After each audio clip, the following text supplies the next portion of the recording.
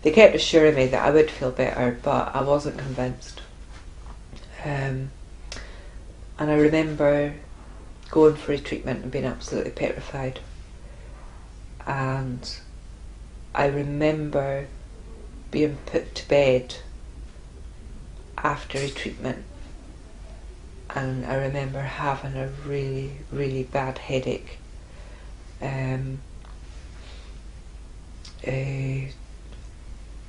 What happened was that after your treatment you were wheeled back through your ward in front of everybody after your treatment, but you would come in and you'd maybe be drooling, or you'd be, I suppose you kind of looked as if somebody who had had a stroke or something.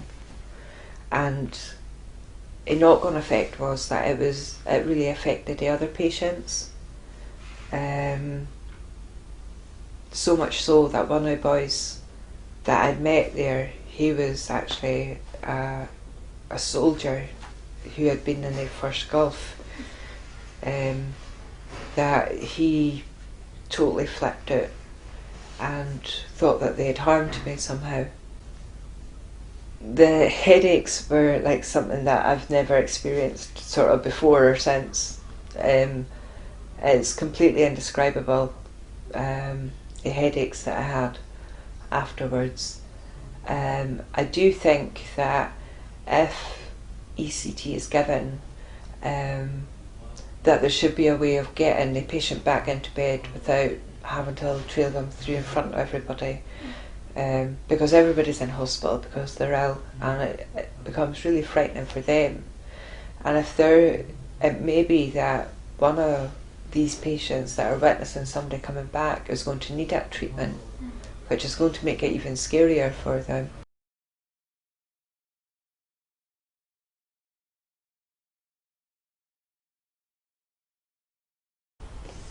He was always terribly disorientated after he'd had his treatment, to the extent that he didn't even know that he'd received his treatment. He would be taken into another room where he was given something to eat and drink by the nurses. After I'd taken him home, he would have no recollection at all of having eaten or drunk something. He would always come home and have a sleep for at least 2 or 3 hours. And that's where, as I mentioned earlier, his short-term memory is completely shot to pieces, because if you were to ask him what happened in his life during those ECT treatments, he would have no recollection of those. But some of his memory would come back if I reminded him of what had happened.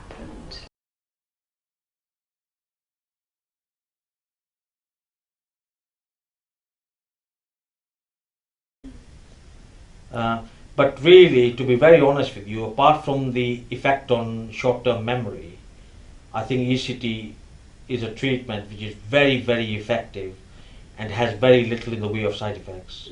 I mean, I did worry about whether there's any long-lasting effects of ECT, like maybe brain damage or dementia or something like that, but my consultant psychiatrist has strongly reassured me that there is absolutely no evidence whatsoever that ECT makes you more likely to develop either Alzheimer's disease or dementia. And in actual fact, she's told me that there's actual medical evidence and published evidence that untreated episodes of severe depression are much more associated with dementia than treatment with ECT. So if you don't get adequately treated and you have prolonged periods of recurrent depression, which is severe, you're much more likely to develop dementia.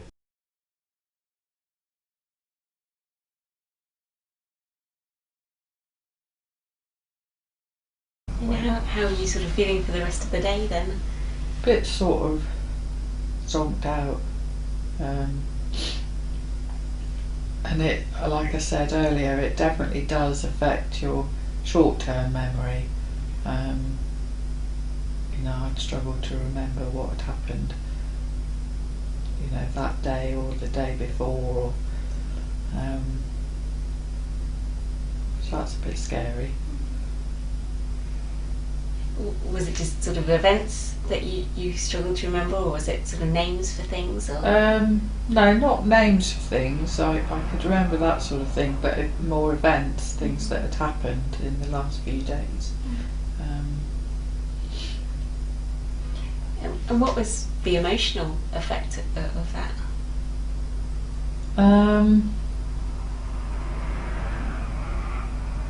Of having memory loss. I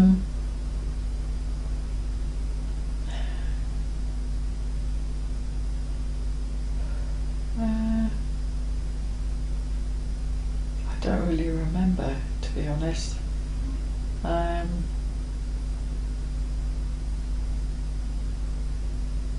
I think I felt more emotions about the long-term memories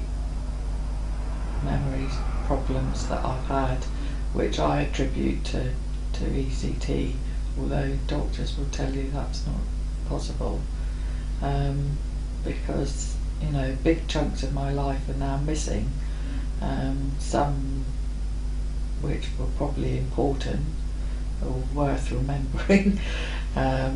So I feel quite sad about that. Around when my son was born, and there's big bits of it I don't remember. He was young, and I don't remember some of his milestones. It's quite an odd question to ask in a way. Sort of, how do you know that you can't remember? Is the whole well, because people tell me things. People will talk about things, and I'll say, well, I don't remember that. Not disputing that it happened, but just not remembering that. Either not remembering it at all, or not remembering it at all. Just. And were these sort of whole months at a time, or just single events, or? It would be weeks, that I wouldn't remember, or certain events that happened, and people would say, "Oh, you remember so and so," and I would say, and I don't think it's just because I'm getting older, because this was happening when I was in my 30s, 30s, late 30s, and dementia hadn't set in then.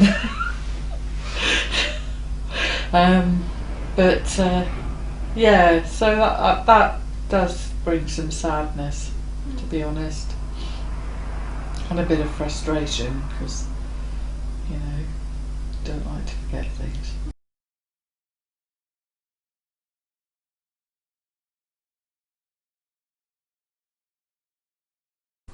I don't know whether ECT actually helped her or not.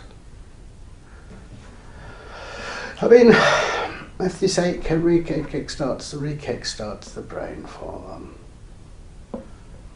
and it seemed to take too long for me to actually turn around and say, yeah, it worked. I don't think it did. And I know you talked to me about the shock of finding that there was memory loss in the short term. What's been the effect on memory, if any, in the longer term?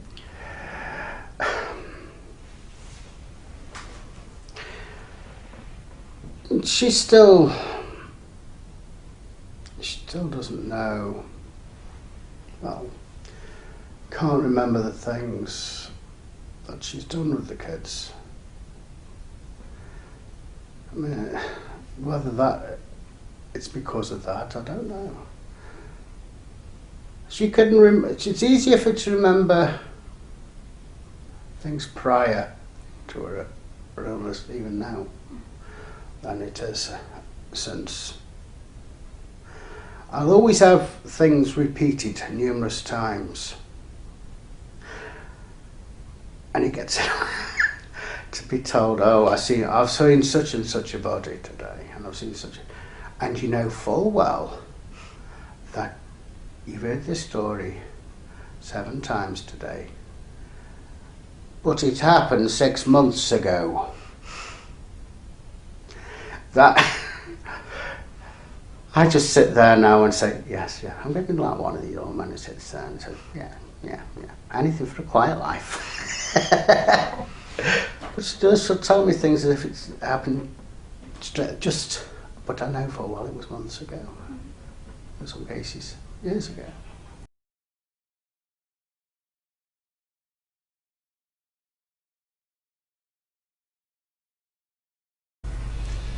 I think it had some sort of buffering effect. I stumbled through those few months in a complete daze, and I was safer in a daze. I was less driven to do harm to myself, less driven to do impulsive things,